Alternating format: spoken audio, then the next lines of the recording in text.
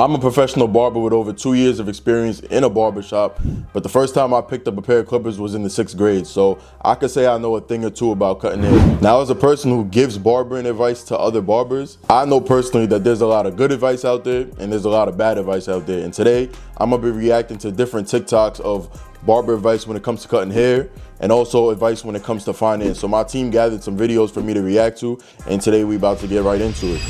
All right, so this first video looks like a haircut tutorial, so let's get right into it. Barber tips part 1. This tip will help you cut 5 to 10 minutes. All right, so right off the bat, I do see something that I like. Me personally, even as an experienced barber, I like to set my first guideline in with my clippers rather than my trimmers. I keep all my trimmers 0 gap because I like to have the sharpest lineups possible. But in turn, if you try to set your guidelines in with a 0 gap trimmer, you're gonna end up with a harsh line that's gonna be almost impossible for you to take out. You're gonna have to push the fade up to even get that line out. So what you wanna do is you wanna set it in with the clipper like he's doing. Now, me personally, depending on if there's not a lot of bulk, I don't feel like there was a lot of bulk on his haircut. I would have actually flipped the clipper and used it as a trimmer to set that guideline in, because it does make the guidelines more crisp and solid if you do set it in like you're using your clipper as a trimmer in comparison to you going up like you're fading. But that's just me, but you can do either or. It's off your total haircut time. Instead of using your trimmers to set in your first guideline, use your clippers. This is because 100% right. Clipper blade is a lot longer than your trimmer blade. If you use the trimmers, you might have a harder time taking it out. Then when it's time to take out your first guideline, it's a lot easier. And you guys see how smooth it's coming out, like how easy it is to take out that bottom line. The bottom line is the hardest line to take out. So please listen to this advice. This is great advice. Set your guidelines in, experience or not, it's gonna help you save time. Set your guidelines in with your clippers rather than your trimmers. And it's also gonna save your trimmers in the long term, because the trimmer blades are more sensitive than the clipper blades. So you're gonna dull your trimmer blades out easier if you guys keep trying to debulk and set guidelines in with that. So use the clipper blades, they're stronger. Now let's get into this next video. Our barbers wake up, man. Let me tell you something. We done pretty much learned how to make money. Now it's time for us to learn how to keep money. It ain't about... Listen, I love seeing finance advice from barbers, because I feel like barber is such a fast money industry. Everybody wants to make money, make money. You getting cash all day, every day, but nobody wants to figure out how to actually keep that money and have your money make you money. Everybody's worried about how much they're making behind the chair, but you're not even doing the right things with the money. You want to be able to invest. You want to be able to make your money work for you. And let's see what else he's talking about. But I like the money talk already. Who cuts the most heads. It's about who gets the most from the game. Here's 3 things that you're going to need in order for you to get the most out of the game. First off, you need a savings. And in 2022, this is going to be about $2,000. And this $2,000 need to be in cash, and it need to be accessible in case of an emergency. I agree. Me personally, I'm not going to say how much my savings is, but I have a savings because you always want to have a rainy day fund. Like, in case you have, first of all, you're supposed to separate your business and your personal anyways. So you should have a business savings and a personal savings. In case something go wrong with your business, you want to have a business savings. Same thing with your personal. Car problems, whatever the case may be. One of your clippers breaks, you want to be able to buy new clippers if you need to.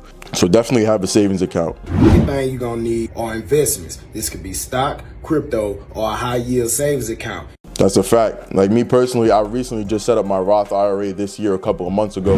And I'm going to put the money in my Roth IRA to help multiply my money over the years. And it's like a lot of we're self-employed. We don't have the luxury of having somebody else do our investments for us, do our 401ks, do all that type of stuff. So you have to be active in doing it on your own. Any type of account to where your money is growing and gaining interest while you cut. The third thing you're gonna need is credit. It's very, very vital that you establish good credit. Personal credit, business credit, all that stuff is important. Me personally, I have my business and personal separate, so I have business credit, I have personal credit, but your credit is gonna get you indoors that money can't get you. You can only have a certain amount of money. I'll tell you guys a quick story. I ended up going to get my car, and my car it's a pretty expensive car, but the problem is I didn't have any, even though I had good credit, I didn't have any previous loan history. So I had to get a cosigner to get my car. And it's because I haven't filed any tax returns as a barber when I bought that car. If you want a crib, you want a car, they're looking for proof of income as well as credit. So building out your whole money portfolio is super important, from credit to taking out loans to proof of income, all that type of stuff. Credit could be the difference from you being stuck where you are and going to the next level. That's a fact. Everybody want to get the crispiest haircuts, have the sharpest lines, and have the most clientele. Making the money, then burning it is equivalent to living paycheck to paycheck. That's a fact. Invest and build your financial foundation. That way, you get the most out of the game. Now, me personally, I've posted so many finance videos, and it's funny seeing how many people comment on my videos saying, "Oh, I'm a cash is king barber. Like the IRS never gonna find me." Cool, they might never find you, but go and try and get a crib and see where that gets you, because you're not gonna have $1 million sitting around to go buy a crib, and at the end of the day, they're gonna ask you where you got the bread from. So good luck with that. That's the way to reduce your expenses as a barber. Gamify cutting out. Okay. For this simply, How to lower your expenses as a barber. There's something about that I don't like, and the thing I don't like about it is, in the beginning, sure, you're not making that much, you want to cut expenses to be able to save as much and have as much money as possible, but you should be getting a business credit card so that you can build your credit, and on top of that, use it to write it off at the end of the year. So obviously in the beginning, this is good advice. You know, you want to find out how to save as much money and keep as much money as possible, but as you get further in the game, you want to be able to leverage the credit that the bank is giving you. That's why we get business credit cards. You want to be able to leverage it. But let's continue. set up a simple Google tracking sheet. Update that tracking sheet weekly with inflows and outflows of your hard-earned cash. How much can you penny pinch and be frugal in order to win the game? Make it as fun as you possibly can, because this is such a high ROI action. Simply put, the easiest way to make more money is to keep more of the money you already generate. Start doing this today. Make sure you drop a follow, because I drop some fucking good barber-related business tips. Okay, so I don't think it's bad advice, but I'm kind of in the middle. It's neutral. I don't think it's great advice. I don't think it's bad advice, because depending on what point you are in your life, sometimes you might need, like, personally, if you're trying to write off a lot of stuff for the year, your taxable income is going to be lower. But at the end of the day, if you're buying a house, you want your taxable income to be higher. So when you're buying a house, you want to write off less. When you're not buying a house, you want to pay as little amount of taxes as possible. So it really depends on what point you are in your life, but it's not bad advice. It just depends on a case-by-case basis. Now let's get into this next video. This guy looks a little bit familiar if I'm not bugging. Let's mute this so I don't get copyrighted. Now, I don't know if you guys read it on the screen, but you notice the rookie barber's blends coming out better after he starts using the 1.5 guard instead of the 1 open when fading. Now, granted, they're both 1.5 guards. A 1.5 closed is the same as a 1 open, but the 1 open cuts a little bit closer.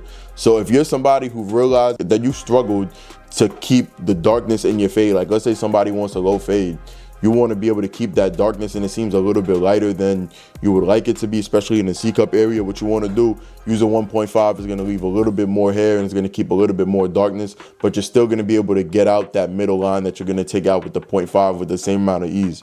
So if you have trouble keeping C-cups dark, making the fade looks a little bit too light, too high, go ahead and use that 1.5. That's a 10 out of 10 right there. Make sure you guys follow me on Instagram to get some barber tips from me. I'll be dropping a lot of game. Let's get into this next video though. One of the worst things you could do as a beginner barber. Number one, think you need the most quality clippers to cut hair. Now, don't get me wrong. Now, don't go buy no TikTok clippers.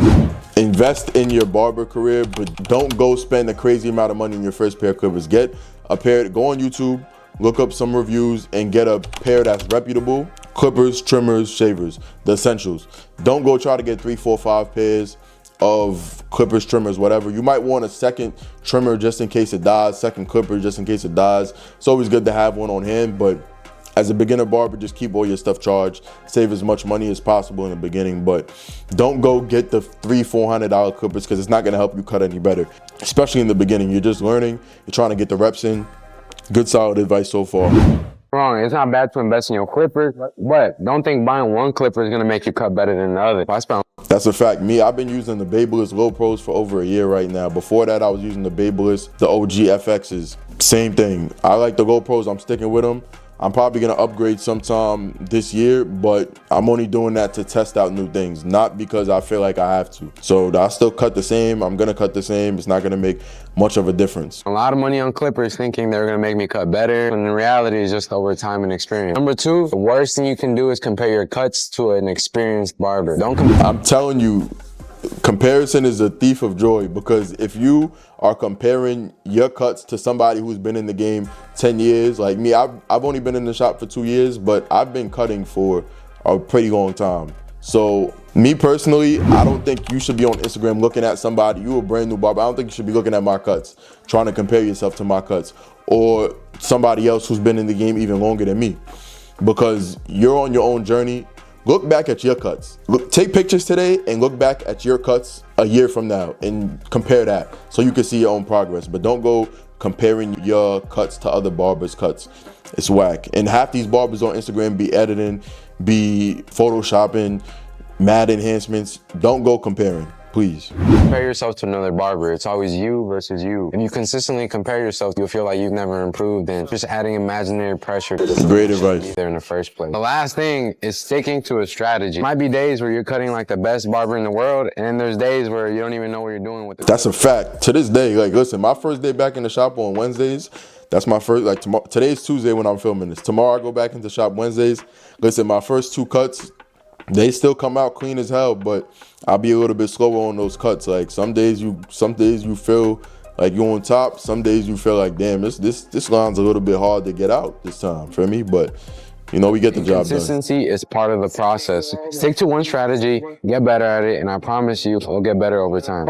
This is a fact. Like when it comes down to like fading techniques, I done seen so many people try to switch up fading techniques. Like, bro, get one down pat, learn it, master it, then go ahead and try to add new stuff to your game. But don't go trying to learn 100 different techniques, because you're only going to be able to stick to one and use one at a time. Try one, master it, learn another, see which one you like better. I have a hybrid fading technique, so I take from different techniques, but that only comes from me being in the shop for 2 years. Importantly, time. This does not come overnight. It's something that takes years to get good at and years to become a pro at it. Don't get discouraged because you don't get it in a couple months. As long as you stay disciplined to it and you believe in yourself, you can accomplish anything. Me, when I first came into the barbershop, I did not know how to cut straight hair. Now granted, it's not that much different from cutting coarse hair. All my friends had coarse hair when I was practicing before I even got into a barbershop. But when I first got into it, I'm in a Spanish neighborhood, straight hair was brand new to me. It didn't take me long, probably took me like, maybe I'd say 2 months to get it down where I didn't feel like I needed any help. But I would say, first of all, make sure you diversify the type of cuts that you're able to do. And yeah, time, you're gonna get better with time, straight like that. All right, let's get on to this next video. This is a mistake a lot of barbers make when they're first starting out, not understanding why their fades are inconsistent or why it's taken so many strokes to debulk an area, and that's because the angle in which you hold the clipper on the head. You can see here, you can lift that clipper up off the head a little bit. Yo, people underestimate this so much. When I tell you that the worst client to even see this on is a waver. You will go through a waver's head 4 or 5 times, and because you're holding the clipper slightly at an angle, it's not consistent. That's why it feels like sometimes you have to go through it 5, 6 times to be able to go through people's hair, whether it's a waver, whether you're fading, whatever. To have consistency in your fade all the way around, make sure that you're actually keeping it flat towards the top of the blade and then flick out at the very top before you leave that guideline.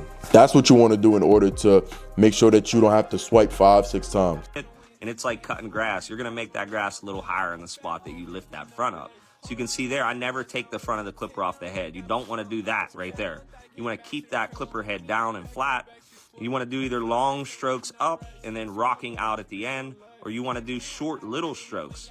But it doesn't matter what stroke you're doing to be consistent. I'm not a big fan of short strokes, just for the fact that I think you doing long strokes is, you're gonna be saving time. Like I sometimes get caught up in doing short strokes, and nah, you gotta do long strokes and make sure he doesn't look like he's flicking out, but I would recommend flicking out if you're a beginner. Like if you're experienced, it is what it is, but clipper flat on the head. This is a technique that you can practice at home. Good luck, guys. Solid advice. Let's do a drop fade. Start with your trimmer and make it. All right, what did we talk about in the first video? Now, he's an experienced barber, he can get away with it. I hope those trimmers aren't zero gap. They're probably not, because he's an experienced barber.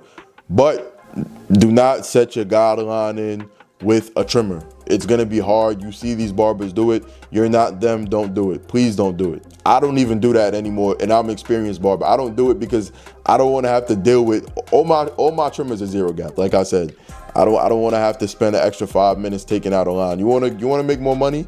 You wanna have quicker haircuts? Don't do that. And remove the hair left underneath.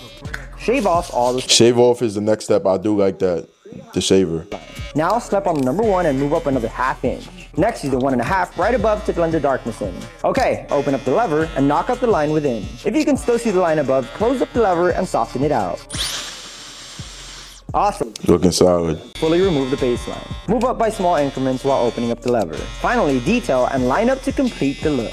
What I like about this, he didn't waste no time with his fade. Like he did the least amount of steps, which is how you're supposed to fade. I've seen people go from a lever open to 0.5 to 1 to 1.5 to a 2 to a 2.5. Bro, you need your lever open, you need your 1.5, and then you need a 2. And then you need your 0.5 to take out the line in between. That's all you need. Don't come over here and then you lever play. Don't come over here guard stacking 6-7 guards, because you're not gonna be able to keep track of all those guidelines. Don't do it to yourself. Stick to 3 guidelines and take it out. Simple. Cuts looking clean. He ain't that, all right, bro. We didn't ask for all that. But yeah, you see he was able to get that guideline out. Non-experienced barbers, I don't recommend you guys do it. Now we on the last video of the day. If you are a barber and you're not tracking your money, you are shooting yourself in the foot. That's a fact. I actually follow bro, so shout out to him. Barbers, all you need to do, go to the bank, open up a business account. They will give you an EIN number and they will give you a debit card. I wonder if he's seen my video. He might have seen we follow each other, so he might have seen my video. But I love people spreading game.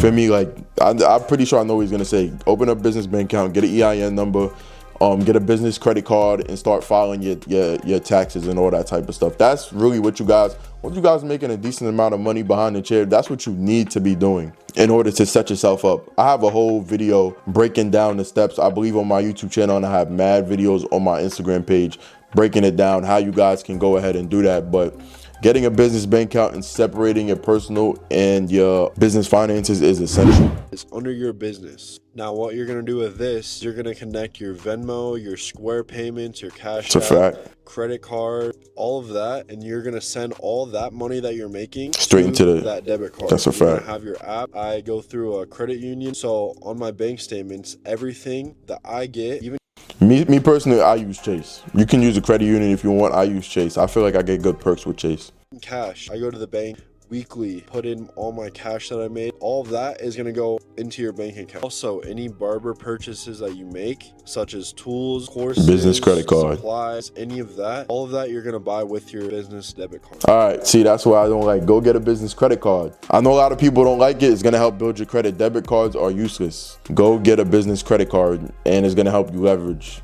a lot of things in the future. When you want to take out lines of credit, when you want to take out business loans, go use your business credit card. Debit card is not going to help you build credit at all. What this is going to do is it's going to leave a paper trail. It does. You can write all that stuff off and you at the can end of the year doing your taxes and save yourself so much money. Guys, this is super important. Do not miss out on this. If you guys need any more help, comment down below. You can DM me. I'm here to help you guys grow your barbering business. So let's get after it. Peace. Super solid advice, but swap the debit card for the credit card, and that's good money. Now, if you guys enjoy this type of content, make sure you guys leave a like.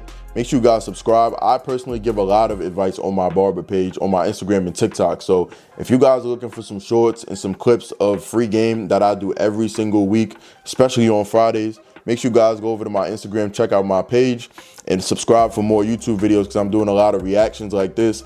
I'm also reacting and critiquing my clients' haircuts. So if you're a barber and you want to reach out to me, send me a DM, get in on that, and you can end up being featured on the channel with your haircuts and your content and get critiqued. So if you guys enjoyed this video, make sure you leave a like, comment, and subscribe. Turn on that notification bell, and I'll see you guys next time.